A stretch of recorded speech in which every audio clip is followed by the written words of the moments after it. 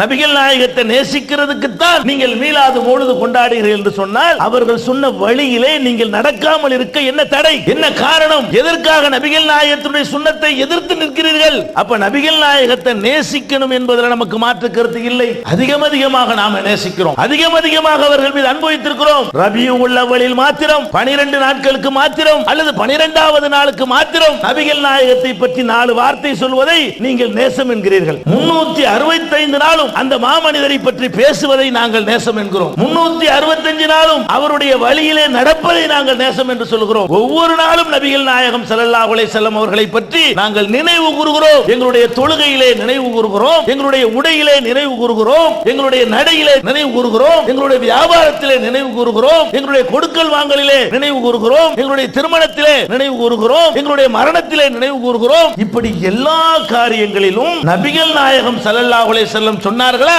அதை நான் அப்படியே செய்வேன். ஊர் எதிர்த்தாலும் செய்வேன், உலகம் எதிர்த்தாலும் செய்வேன் என்று உறுதியாக நிற்கிறோமே, அதுக்கு பேர் நேசம். என்னமோ இவங்க சொல்றாங்க மீலாது கொண்டாட வேணாங்கறாங்க, நபிகள் நாயகத்தை நேசிக்கிறது எங்களுக்கு பிடிக்காது, நம்மள பத்தி அவங்களுக்கு தான் நபிகள் நாயகத்தின் ரொம்ப நேசம் இருக்குதா என்று சொல்லுகிறார்களே, அவர்கள் வாயளவில் நேசிப்பதாக சொல்லிக் கொண்டிருக்கிறார்கள். நாம் சொல்கிறோம் நபிகள் நாயகத்தை செயலளவில் நேசியுங்கள், பின்பற்றுவதிலே நேசியுங்கள், அவர்களை தலைவராக ஏற்றுக்கொள்வதிலே நேசியுங்கள் என்று சொல்கிறோமே, இதுல தான் உண்மையான நேசம் இருக்கிறது. அடுத்தது என்ன?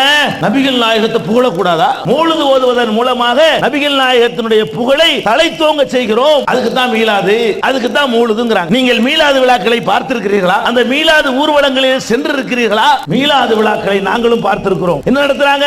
மீலாது என்று ஒரு ஊர்வலம் புறப்படும். இதே சென்னையிலே மண்ணடியில் இருந்து கிளம்பும். மண்ணடியில் ஆரம்பிச்சு திருவல்லிக்கேணி வழியா கடற்கரையில முடியுமா? இளைஞர்கள் அப்படி மகிழ்ச்சி பொங்க வருவாங்க. எப்படி வருவாங்க? கையிலேயே தொடைக்கு மேல மடிச்சு கட்டிக்குவாங்க. இந்த பட போதுமா அந்த பட போதுமாண்டு. அதுல பாதி பேர் போதையில, அதுக்கு முன்னாடி 2-3 யானை விட்டுருப்பாங்க. அதுல 2 பேர் ஏறி உட்கார்ந்து ஒரு பெரிய கொடியை பிடிச்சிருப்பாரு. அதுல ஊர்வலம் போய்கிட்டே இருக்கும். மீலாது விழா கொண்டாடுறாங்களே, அப்ப 2 மணிக்கு ஆரம்பிச்ச அந்த ஊர்வலம் 9 மணிக்கு போய் கடற்கரையில முடியும். இடையில 3 வக்து தொழுகைக்கு பாங்கு சொல்லப்படும். போய்கிட்டே இருப்பாங்க. வக்தெல்லாம் முடிஞ்சு போயிடும். இதான் ரசூலுல்லாஹ் கொண்டாடுற விதமா? நபி ஸல்லல்லாஹு அலைஹி வஸல்லம் பாராட்டுறதா இருந்தா அவர்கள் வலியுறுத்தி அந்த தொழுகையை அவங்க பேரால புறக்கணிக்கிறீங்களே, அதுக்கு முந்தி ஒழுங்கா தொழுதவன்லாம் அதுல போயிட்டு இருப்பாங்க. இந்த மீலாது இல்லாத நாள்ல 5 வேளை தொழுகிறவன் மீலாது அன்னைக்கு 2 வேளை தொழுகிறான். இதான் மீலாது விழாவா? இதான் ரசூலுல்லாஹ் புகழ்றதா?